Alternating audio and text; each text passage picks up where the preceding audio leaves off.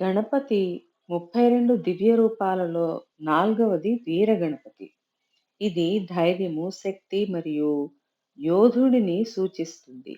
ఎరుపు రంగులో ఉండే ఈ రూపం 16 చేతులతో విల్లు, బాణము, చక్రము, ఖడ్గము, గద వంటి వివిధ ఆయుధాలను ధరించి భయాలను పోగొట్టే దైవంగా పూజించబడతాడు.